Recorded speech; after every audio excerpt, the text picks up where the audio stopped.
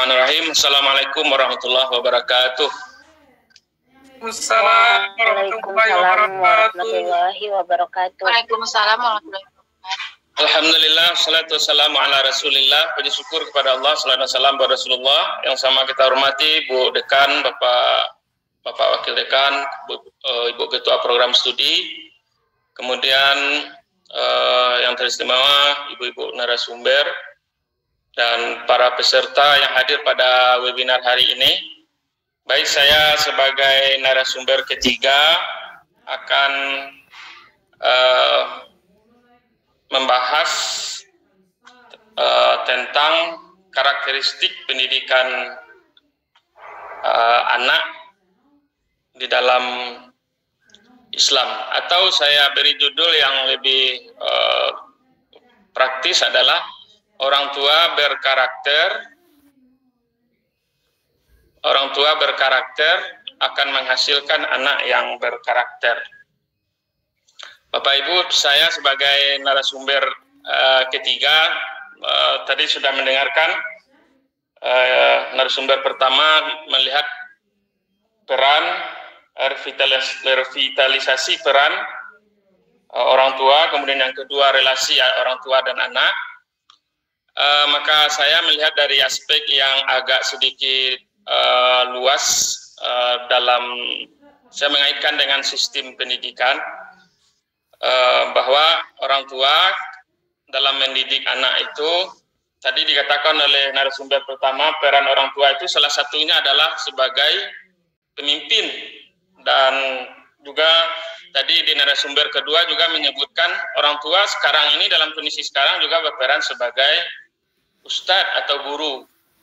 Nah, saya melihat pembicaraan saya fokus pada 4 hal saja, tapi sebelumnya saya sampaikan sedikit pengantar. Silakan lanjut, next.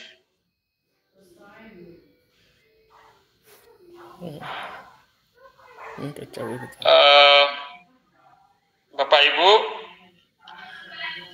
saya mau katakan dulu, ini terlewat ini,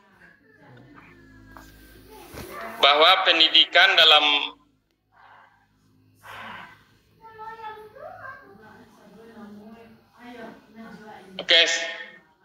mundur dulu, mundur, ini udah maju, ini udah jauh ini. Saya fokus kepada 4 hal saja, Bapak Ibu. Apa niat orang tua atau tujuan orang tua mendidik anak? Ya, di sini saya sudah menyampaikan bahwa tujuan untuk melahirkan anak berkarakter, maka orang tua yang pertama sekali harus merumuskan apa niat dan tujuannya dalam mendidik anak. Lanjut.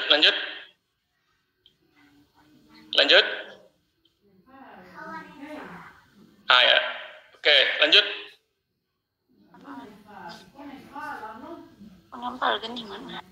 Silakan lanjut. Nah, itu yang pertama yang mau saya sampaikan. Jadi tujuan ini pertama dulu saya sudah bagi 4 hal yang perlu saya sampaikan dalam seminar ini. Pertama, apa niat dan tujuan yang ingin dicapai dalam mendidik anak. Ini penting. Kalau niat tadi sudah dikatakan oleh narasumber pertama bahwa mendidik anak itu dia adalah ibadah. Ini perlu kita ketahui, dan dia adalah tanggung jawab. Maka urusan pendidikan dalam rumah tangga sama halnya dengan urusan kita mencari nafkah. Kalau kita gagal mendidik anak, kita akan mempertanggungjawabkan diri kita kepada Allah. Maka oleh sebab itu niat kita mendidik anak adalah untuk beribadah kepada Allah. Pertanyaannya, ada enggak orang tua yang tidak ikhlas, yang niatnya tidak baik? Ada. Contohnya, ada orang tua ketika dia memberi uang sekolah anak, uang makan anak, atau belanja kuliahnya, tapi seringkali keluar kalimat-kalimat umpamanya, uang saya sudah banyak habis, kamu kalau sudah jadi besar nanti. Itu tidak boleh dalam konteks pendidikan Islam, itu tidak boleh. Nah, kemudian apa tujuan yang akan dicapai dalam mendidik anak dalam perspektif pendidikan Islam? Nah, saya sampaikan di sini yang pertama, yang menjadi karakteristik dalam pendidikan Islam adalah tujuan mendidik anak itu adalah mencapai keselarasan dan kesempurnaan hidup anak di dunia dan di akhirat. Ini kata kuncinya adalah keselarasan. Maka orang tua harus memperhatikan bahwa mendidik anak dia bukan hanya penekanannya kepada agama, tapi sudah dijelaskan oleh narasumber pertama, ada macam-macam jenis pendidikan, mulai dari harus ada seimbang kebutuhan fisik, psikis, sosial, dan spiritualnya, kemudian kebutuhan duniawi dan ukhrawinya. Yang paling penting menurut saya adalah visi kita dalam mendidik anak itu harus dikaitkan dengan risalah Islam.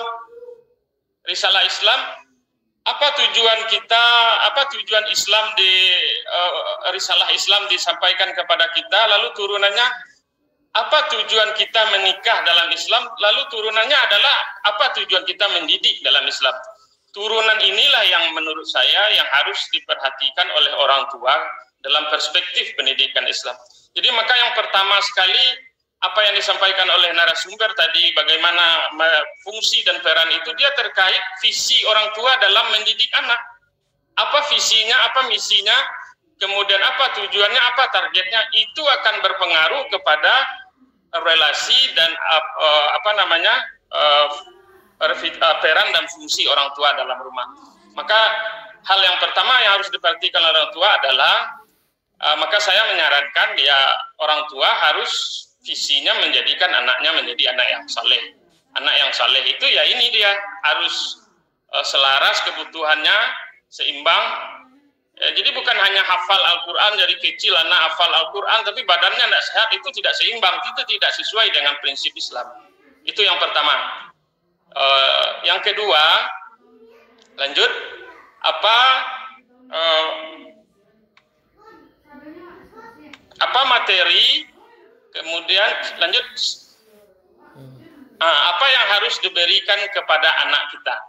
Nah, kalau sudah jelas visi dan misi orang tua dalam mendidik anak, maka yang perlu ditegaskan dalam konsep Islam adalah orang tua, materi yang diberikan kepada anak di rumah itu ada ilmu pengetahuan, ada nilai.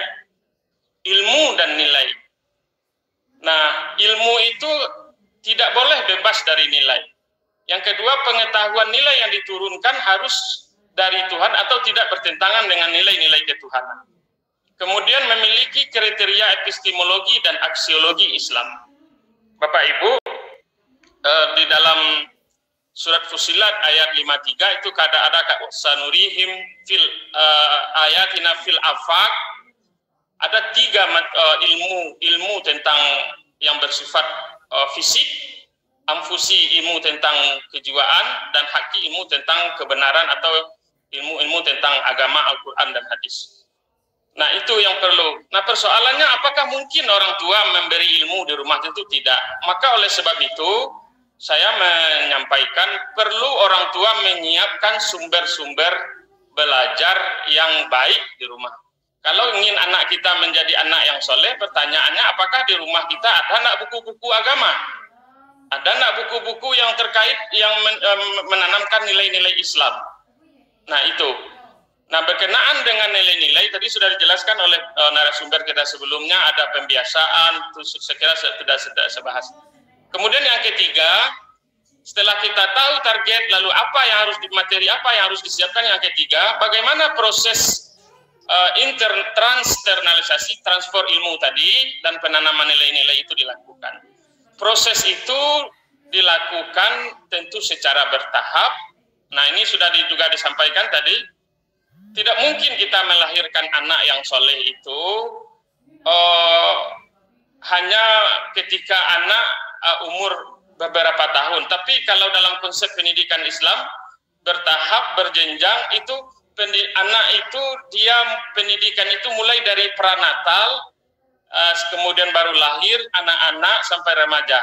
Nah prosesnya itu harus dilakukan secara bertahap, berjenjang, terencana, sistematis, dan terus-menerus. Artinya dalam konteks bagaimana kita mendidik anak di rumah, maka di sini dibutuhkan perencanaan yang baik.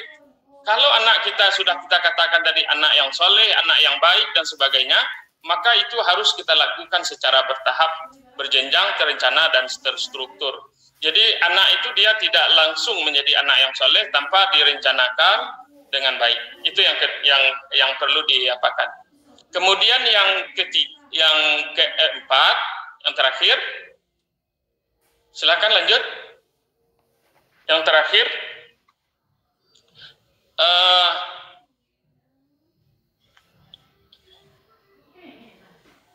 nah, sebagai apa anak itu diperlakukan? Ini perlu menjadi garis bawahi, perlu digarisbawahi, bapak-bapak, ibu-ibu. Anak itu dalam konteks pendidikan Islam dua kedudukannya, anak sebagai subjek pendidikan dan anak sebagai objek pendidikan. Sebagai subjek pendidikan, anak mampu mengembangkan dan mengaktualisasikan potensinya. Jadi orang tua dalam hal ini berperan hanya perlu menstimulasi. Kalau dalam konsep pendidikan, orang tua hanya perlu menyiapkan sarana, menyiapkan suasana pendidikan yang baik. Nah, pertanyaannya adalah apakah di rumah kita suasana pendidikannya sudah baik atau tidak agar potensi anak tumbuh dan berkembang. Itu yang perlu digarisbawahi. Yang kedua, anak sebagai objek pendidikan. Sebagai objek pendidikan, kita adalah dalam konteks pendidikan Islam tidak bebas memperlakukan anak sebebas-bebasnya. Ada saatnya orang tua mengintervensi dalam hal-hal yang bersifat akidah, ibadah, yang gunanya adalah memberikan menanamkan nilai-nilai dan norma kepada anak kita.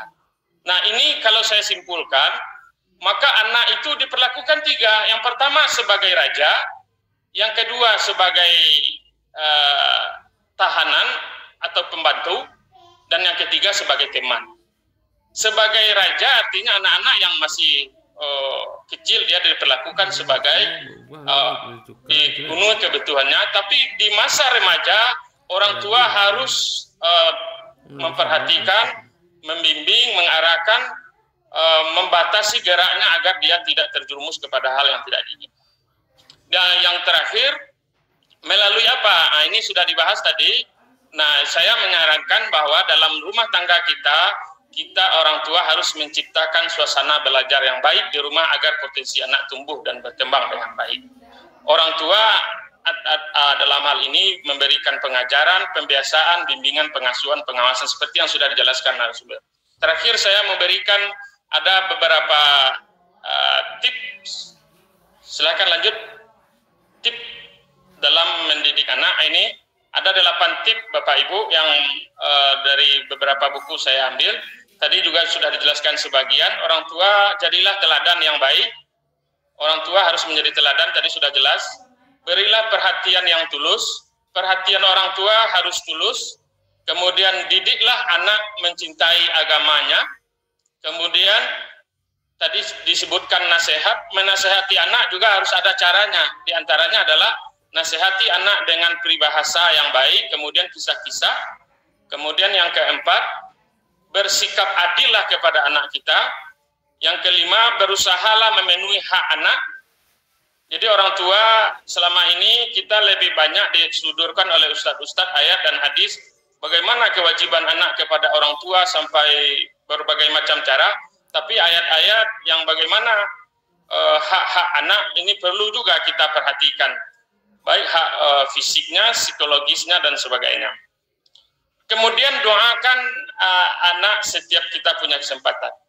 Jadi apa yang disampaikan tadi, mulai narasumber pertama, kedua, ketiga, saya memberikan kata kunci bahwa keberhasilan anak menjadi baik dan buruk itu harus diselesaikan dengan doa. Karena doa adalah sesuatu yang menjadi ciri khas dalam pendidikan Islam. Kemudian yang terakhir, hindarilah mencela anak. Menurut saya 8 inilah penyebab anak-anak kita di rumah. Kalau ini tidak dilakukan, umpamanya orang tua tidak menjadi teladan, perhatiannya tidak full, anak tidak tidak diajarkan mencintai agamanya, nasihatnya terlalu keras dan sebagainya, tidak dengan baik, tidak bersikap adil. Inilah penyebab anak-anak kita menurut saya yang boleh kita katakan menyimpang dari segi perilaku atau karakternya tidak sesuai dengan karakter Islam. Demikian saja penyampaian saya. Terima kasih. Assalamualaikum warahmatullahi wabarakatuh. Waalaikumsalam warahmatullahi wabarakatuh.